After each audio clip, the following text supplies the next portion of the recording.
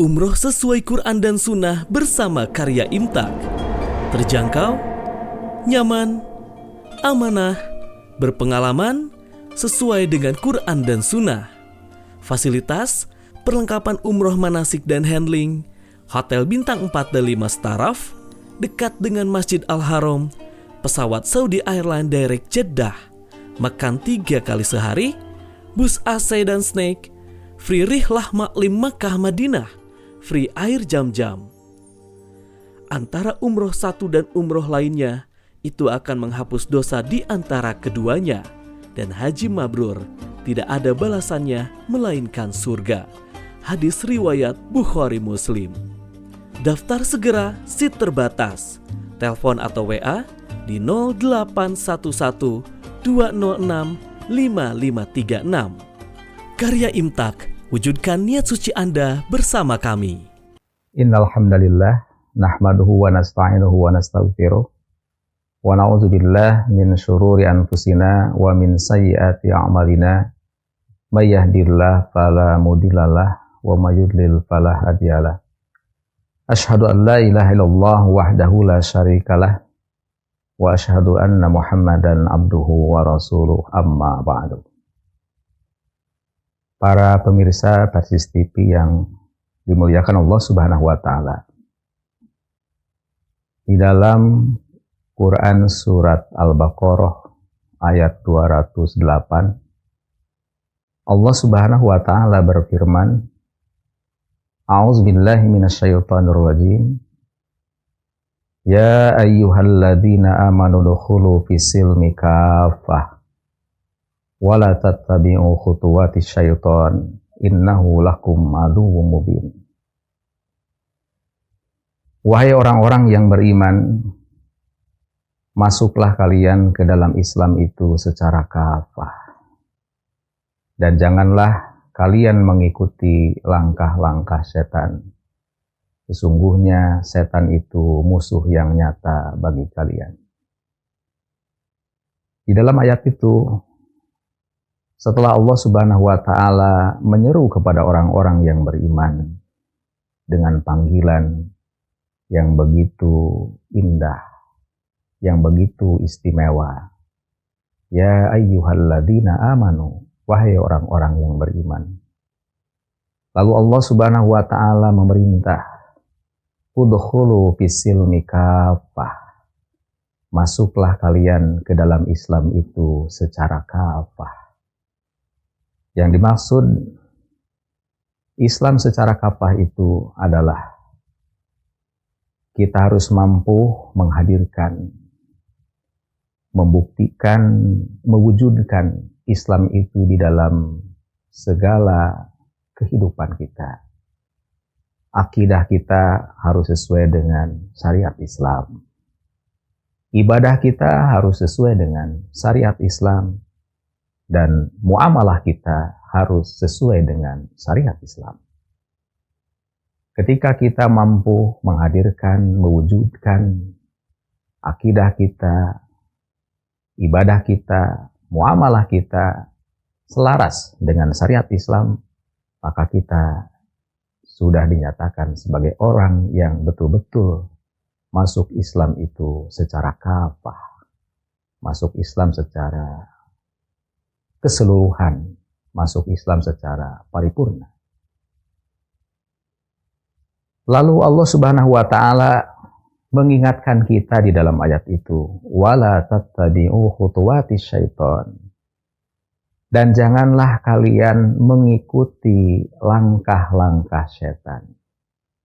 Innahu lakum aduwwum mubin, karena sesungguhnya setan itu musuh yang nyata bagi kalian. Ya, Allah Subhanahu wa Ta'ala mengingatkan kita, janganlah kalian mengikuti langkah-langkah setan. Apa yang dimaksud dengan khutuwati syaiton, langkah-langkah setan?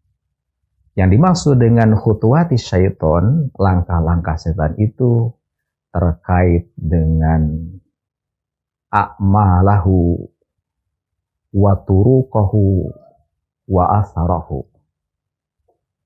Langkah-langkah setan itu adalah perbuatan perbuatan setan, jalan-jalan setan, dan jejak-jejak setan. Setan akan berupaya semaksimal mungkin mempengaruhi kita sebagai manusia. Bagaimana supaya kita itu menjadi orang-orang yang mengikuti jalan mereka, mengikuti jejak mereka, mengikuti perilaku mereka.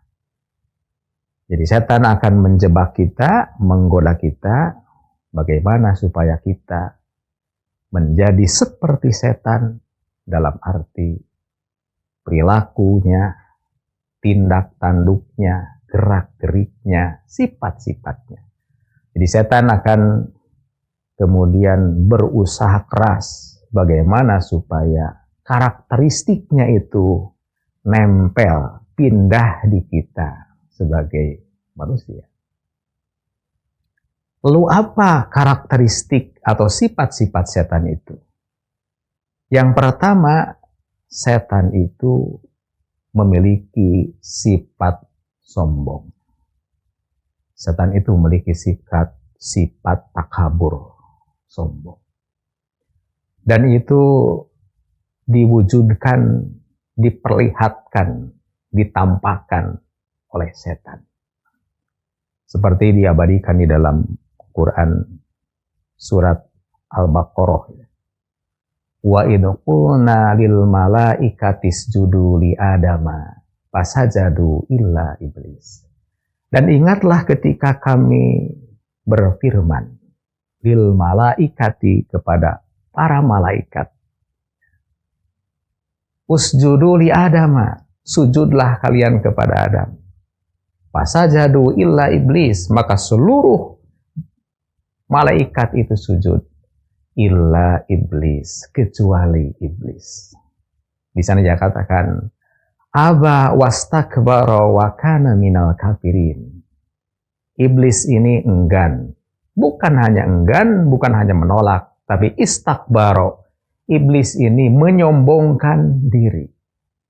Iblis ini takabur. Wa kana minal kafirin. Dan iblis ini dinyatakan termasuk golongan orang-orang yang kafir. Ketika ditanya, ma mana'aka antas sudali Adama id amartuka. Ketika Allah bertanya kepada iblis, ma mana'aka antas sudali Adama id amartuka. Apa yang menghalangi kamu sehingga kamu tidak mau sujud kepada Adam ketika aku perintahkan? Ternyata jawabannya, ana khairum minhu.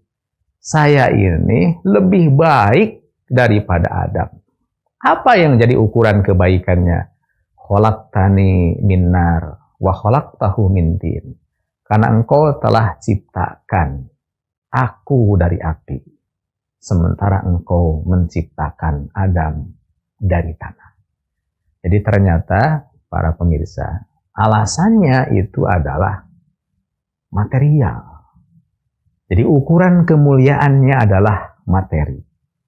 Jadi iblis sedang mengajarkan kepada kita mengenai paham materialisme, mengukur mulia atau tidak mulia, baik atau tidak baik, terhormat atau tidak, hanya dalam ukuran-ukuran yang bersifat material. Api itu materi. Tanah itu materi. Maka iblis menyatakan, saya lebih mulia daripada Adam. Karena engkau telah ciptakan aku dari api. Sementara engkau menciptakan Adam itu dari tanah. Maka iblis itu akan senantiasa menggoda kita, mempengaruhi kita.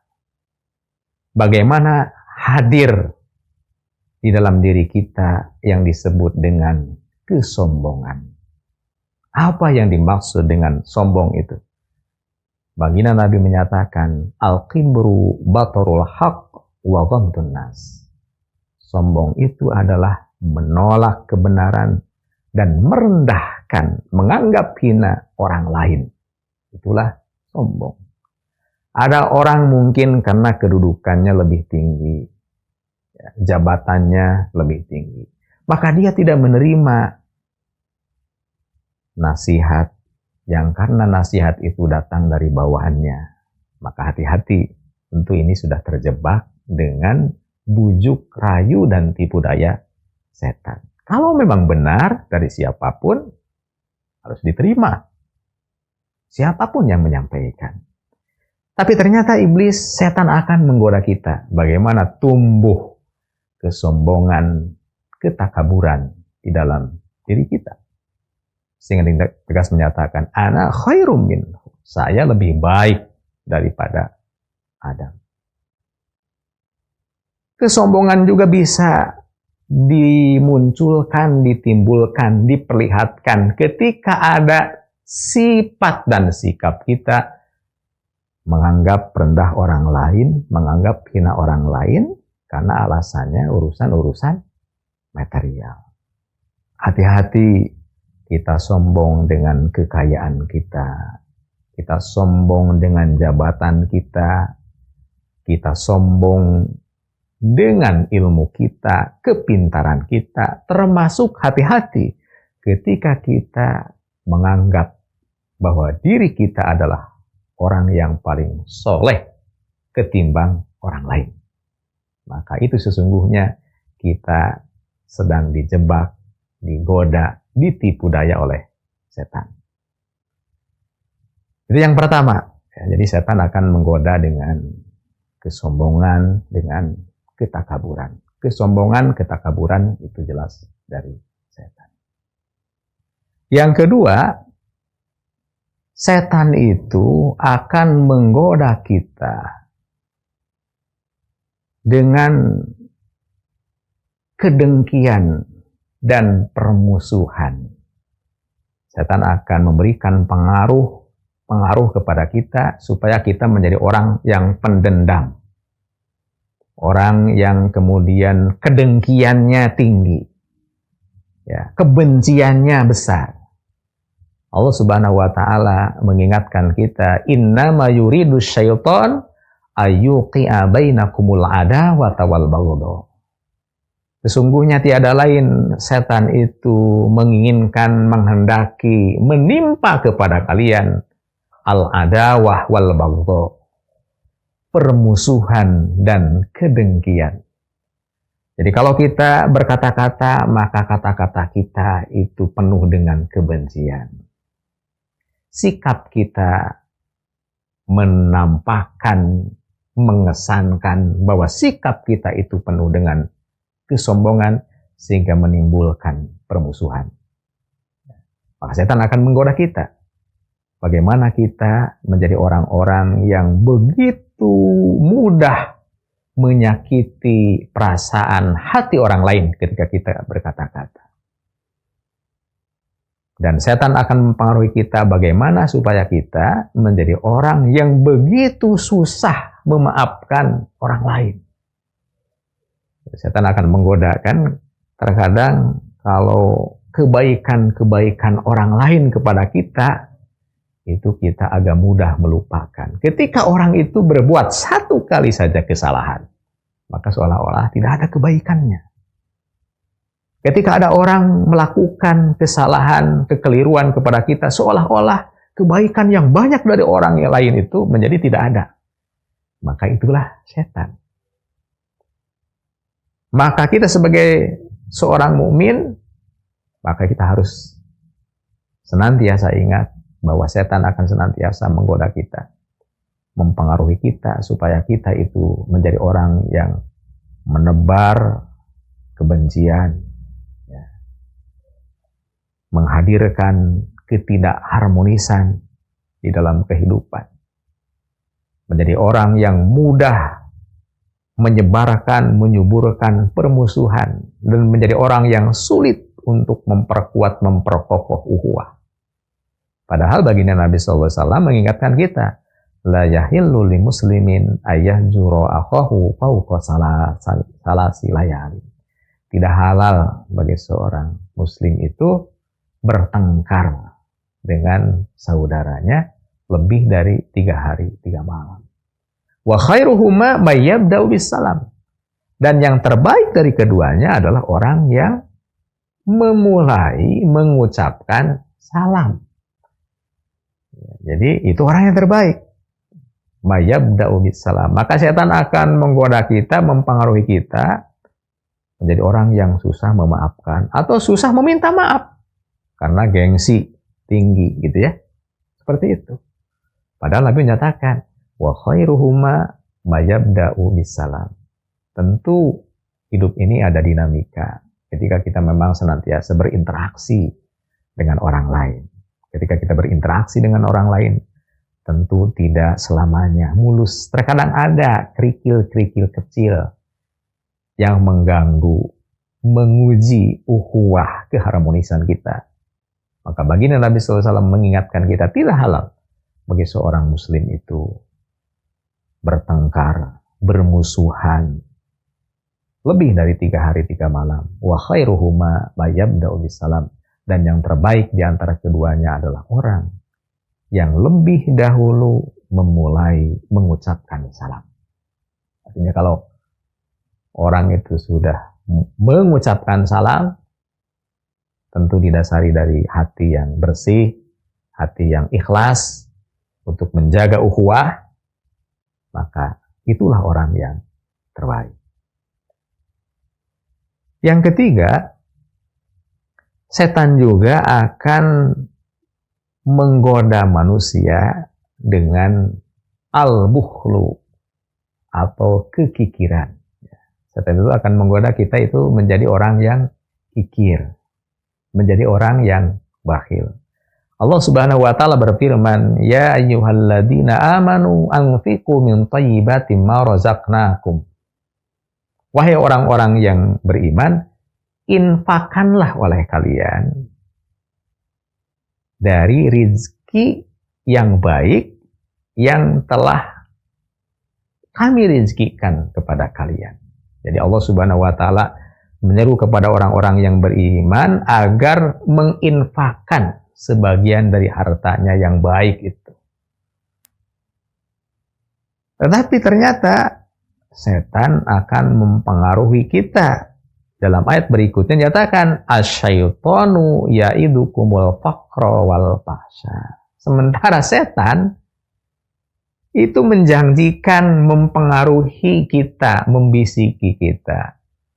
Mengenai apa? Al-faqra wal fahsya. Setan itu menakut-nakuti kita dengan kepakiran. Maka setan berbisik, jangan infak, jangan sedekah, karena kamu saja masih banyak kebutuhan. Dengan infak, dengan sedekah dipengaruhi kepada kita, ditanamkan dalam pikiran kita bahwa dengan infak, dengan sedekah itu akan menimbulkan kepakiran, menjadi penyebab fakir. Setan itu akan mempengaruhi seperti itu. Dan setan pun akan mempengaruhi yang disebut dengan al-fahsya. Fahsya di situ adalah ternyata adalah al-bukhlu. Ya. Kikir. Jadi setan akan mempengaruhi kita supaya kita menjadi orang yang begitu susah mengeluarkan sebagian harta kita. Padahal sesungguhnya tidak ada sejarahnya bahwa orang yang banyak infak, banyak sedekah, kemudian sengsara gitu ya. Atau menjadi miskin, menjadi fakir.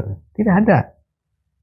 Bahkan dinyatakan dalam salah satu hadis Nabi bahwa sama sekali yang namanya sedekah itu tidak mengurangi harta.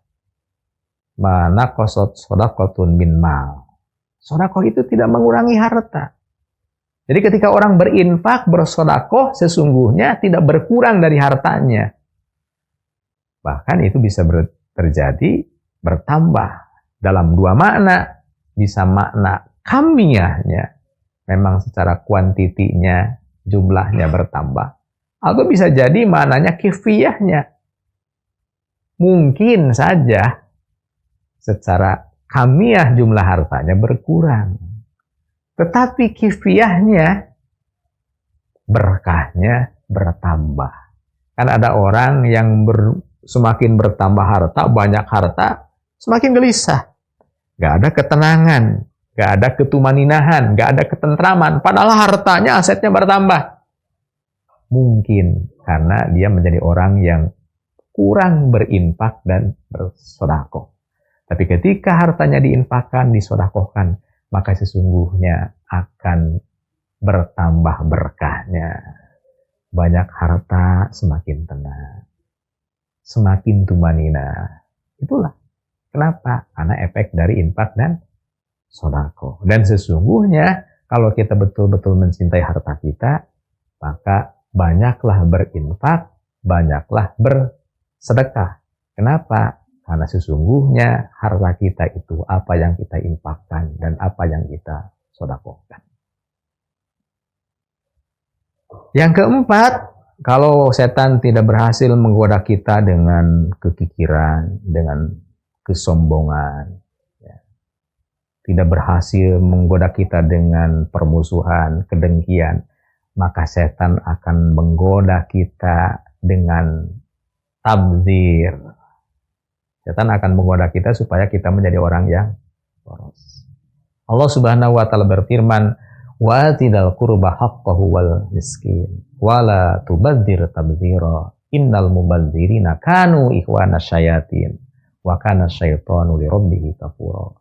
Dan berikanlah kepada kerabat dekat itu, kepada keluarga yang dekat itu, haqqahu, haknya. Wal miskin, demikian pula kepada orang yang miskin. Harta yang ada di kita, yang Allah titipkan, ada hak bagi mereka. Dan Allah mengingatkan, wala tubadzir tabdzira, tetapi janganlah kalian itu membazirkan harta, bersikap boros terhadap harta. Kenapa? Innal mubadzirina kanu ikhwana syayatin. Karena sesungguhnya orang-orang yang boros itu adalah mereka ikhwana syayatin, saudara-saudara setan, teman dekat setan. Wa kana syaitanu li rabbihi kafura. Dan setan itu sangat ingkar terhadap Rabb-nya. Maka bagi kita sebagai seorang mukmin, tentu membelanjakan harta kita harus betul-betul dipikirkan seberapa banyak manfaat, maslahat. Bukan hanya untuk diri sendiri, tapi juga untuk orang lain. Membelanjakan harta kita bukan hanya ukuran karena kita mampu, tetapi harus dipertimbangkan betul seberapa besar memberikan manfaat dan maslahat harta kita ketika kita belanjakan. Mohon maaf, mungkin ada orang karena kemampuannya mungkin bisa membeli pelek mobil saja bisa seharga mobil baru ya, karena dia mampu. Tapi bagi kita sebagai seorang mukmin bukan hanya sebatas kita mampu dalam membelanjakan harta kita, tapi kita harus betul-betul mempertimbangkan mengenai manfaat dan maslahatnya.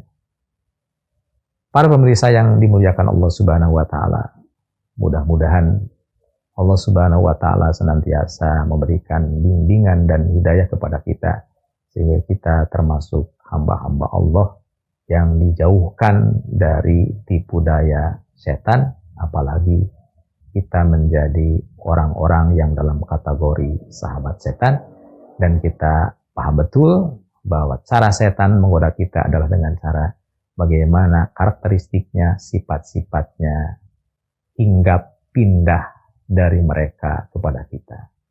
Rabbana la tuzigh qulubana ba'da idh hadaitana wa hab lana min ladunka rahmah innaka antal wahhab. Rabbana atina fid dunya hasanah wa fil akhirati hasanah wa qina adzabannar. Aqulu qouli hadza wa astaghfirullah li wa lakum. Assalamualaikum warahmatullahi wabarakatuh. Umroh sesuai Quran dan Sunnah bersama Karya Imtak. Terjangkau, nyaman, amanah, berpengalaman, sesuai dengan Quran dan Sunnah. Fasilitas, perlengkapan umroh manasik dan handling, hotel bintang 4 dan 5 staraf, dekat dengan Masjid Al-Haram, pesawat Saudi Airlines Direct Jeddah, makan 3 kali sehari, bus AC dan snack, free rihlah maklim Makkah Madinah, free air jam-jam. Antara umroh satu dan umroh lainnya, itu akan menghapus dosa di antara keduanya. Dan haji mabrur tidak ada balasannya melainkan surga. hadis riwayat Bukhari Muslim. Daftar segera, seat terbatas. Telepon atau WA di 0811 206 5536. Karya Imtak, wujudkan niat suci Anda bersama kami.